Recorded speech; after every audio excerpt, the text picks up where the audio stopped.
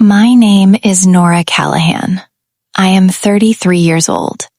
For 6 years, I had not seen a single person from my family. Then, my grandfather called me on a Wednesday afternoon. He told me his doctor had said the word months. Not years, months. He asked me to come home one last time. 3 hours after I walked into his hospital room, my brother swept in and announced he was taking the whole family to dinner that evening to celebrate his new job. My parents lined up behind him immediately. My aunts and uncles were already on the guest list. My grandfather squeezed my hand and whispered, "Just one dinner, sweetheart, for me." Not one person at that table knew I had been carrying a folded letter in my work bag since 8 that morning. My brother did not know. My parents did not know. By the time dessert arrived, every smile at that table would be gone. If you are watching this, please subscribe and drop your city and time in the comments. I love knowing where you are watching from. Now let me take you back to where this all started. 6 years ago, I was 27 years old. I was sitting at my parents' kitchen table in a small town in rural Kentucky with an acceptance letter folded inside my coat pocket. The letter was from the Graduate School of Urban Planning at the University of Minnesota. Full scholarship. 2 years. It was the thing I had been working toward since I was 19 years old. My parents had promised me a college savings fund since I was 15. $14,000. Enough to cover moving costs and my first semester of living expenses, while the scholarship covered tuition.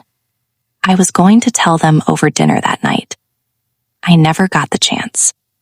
My father stood up during dessert and announced that he and my mother had made a decision. My younger brother Ryan had been struggling. He needed a fresh start. They had decided to give him the savings fund as a down payment on a new truck and help with rent for 6 months. My mother smiled at me like I should be grateful for being left out. My brother started clapping. I put my napkin on the table. I walked out of the kitchen. I drove 400 miles that same night. The acceptance letter stayed in my coat pocket. I never spoke to either of my parents again, until the day I drove back for my grandfather. The call came at 3 in the afternoon on a Wednesday. I was sitting at my desk in Minneapolis, reviewing drawings for a new public library project in the city's North Quarter. My phone lit up with a number I had not dialed in 6 years. Grandpa Joe. I picked up. His voice was thinner than I remembered, smaller around the edges. He told me what the doctor had said. Months, not years. He asked me to come home. He said nobody else had to know if I did not want them there. I told him to tell whoever he wanted. I said I was coming for him. I drove 11 hours straight, no radio, just highway and flat sky, and the slow feeling of 6 years pressing down on my shoulders. I walked into his hospital room, and his whole face opened up the moment he saw me. I sat on the edge of his bed. I took his hand. We talked for 3 hours about the library project, about Minneapolis, about his garden and the tomatoes he was planning to grow in spring. Then the door opened. My parents walked in. My brother Ryan was behind them in a new jacket, looking at his phone. Nobody spoke for 5 full seconds. Then Ryan looked up and said, "Nora made it. Great. So, Grandpa, we are taking everyone to the Riverside Grill tonight. My new job starts Monday. We are celebrating. 7 o'clock. He said it like I had never left, like 6 years was a long weekend. My grandfather squeezed my hand and whispered, "Just one dinner. For me." I said yes. My mother drove me back to the house, while my father and Ryan went ahead. The outside looked exactly the same. Same white fence, same oak tree in the front yard I used to climb, same porch light that flickered. Inside, every trace of me had been quietly removed. My old bedroom was a storage room now, boxes stacked where my desk used to be, my bookshelf gone, the wall where I had pinned the city I wanted to visit one day, blank. My mother followed me up the stairs. We needed the space. Ryan was using it for a while too. She said it the way you explain rearranging furniture, like removing your daughter from the walls was a practical decision. In the living room, the mantel held a framed photo of my parents' wedding anniversary, a portrait of Ryan from high school, and a photo of Ryan and his girlfriend at a lake. There was not a single photograph of me anywhere in the house. I noticed it. I did not say anything. In the guest room, I opened my bag. I pulled out a black blazer, a plain white blouse, and dark trousers. I put on simple silver earrings. I slung my work bag across my shoulder. My mother appeared in the doorway. "Honey, do you really need to bring that bag to dinner?" "Work habit," I said.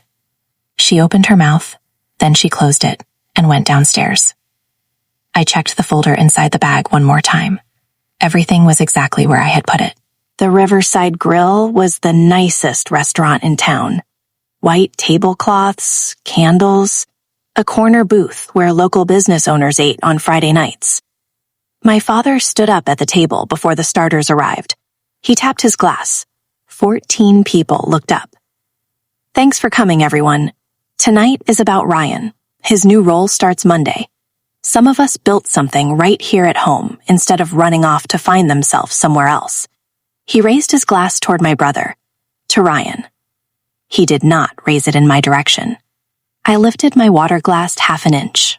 I took a sip. I set it back down. My grandfather, who had been brought in a wheelchair by a nurse from the hospital, reached under the table and found my hand. My uncle leaned across the table. "Nora, we haven't heard from you in years. What are you doing up in Minneapolis?" Every head turned toward me. "Urban planning," I said. "I work in urban planning." Ryan laughed before the sentence was all the way out. "Planning? Nora does basically admin work at some city office. She files permits and answers emails."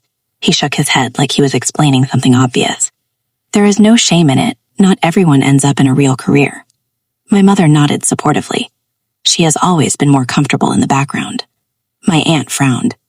"Nora, is that true?" Ryan jumped in before I could answer. "Come on, Aunt Helen. Not everyone can run their own team. Nora found her level. That is fine." Laughter around the table, light and easy. The kind that travels around a room when nobody thinks the person being laughed at is actually listening. At the table directly beside ours, a man in his late 50s in a dark blazer lifted his head very slightly at the word planning. He glanced toward our table. Then he looked back at his menu. I did not turn my head. I kept eating. The night was still young. My grandfather cleared his throat. The whole table looked at him. He spoke quietly, but every word carried. "Nora is doing very well indeed." My mother reached over and patted his hand like she was quieting a child. "Dad, don't push her. She doesn't like attention." "I know what she likes," my grandfather said. His voice sharpened for just one moment. "I have been paying attention." The table went awkward for a beat. Then Ryan launched into a story about his new job, and everyone turned back toward him. My grandfather leaned close to me. His voice was just above a whisper. "You don't have to sit here and take this, Nora." "One dinner," I said. That was the agreement. He looked at me carefully. The agreement was one dinner. Nobody said you had to be invisible through all of it. He squeezed my hand once. I kept eating. The main course arrived. Ryan was mid-story about his new role when my uncle asked, "So what company is this, Ryan?" Ryan straightened up in his chair. "Callahan Webb Urban Solutions. They are a consulting firm. Just signed a massive contract with the city. I will be leading the community outreach team." My mother made a proud sound. "We heard the company is doing incredible work." Ryan nodded. "They are. Honestly, the timing is perfect. The managing director is flying in from Minneapolis next week for the project launch. Big deal. Real money. I am basically going to be running the ground team." My father raised his glass again. "That is my boy. Real work, real impact, right here at home." At the next table, the man in the dark blazer set down his glass of water very gently. Too gently, like someone trying not to draw attention. My grandfather's thumb stopped moving on the back of my hand. He went completely still. I let my eyes drift sideways in one slow, unhurried motion. The man at the next table was in his early 60s, silver hair, reading glasses pushed up on his forehead. His laptop was open, and I could see the bottom of a slide on the screen. 2 logos, side by side. Callahan Webb Urban Solutions, City of Harlan Municipal Development Office. The man was Thomas Webb, co-founder of the firm Ryan had just described as a big deal with real money. I have been on 4 conference calls with Thomas in the last 3 months, including the contract signing call 2 weeks ago. He lived 40 minutes from this town. He was here tonight reviewing documents before Monday's launch meeting. He looked up over the rim of his reading glasses. His eyes met mine across the narrow gap between our tables. His mouth opened a fraction of an inch. I gave him the smallest possible nod, just enough to say, "I see you." It's getting talked over, kept small, edited out of the walls. I want you to hear this. You do not have to shrink to make other people comfortable in a room. You are allowed to take up space. You always were. That is my story. Drop a comment and tell me, have you ever had to close a door you were not allowed to slam? I read every single one. Subscribe for more stories like this. Share it with someone who needs to hear it today. I will see you in the next one.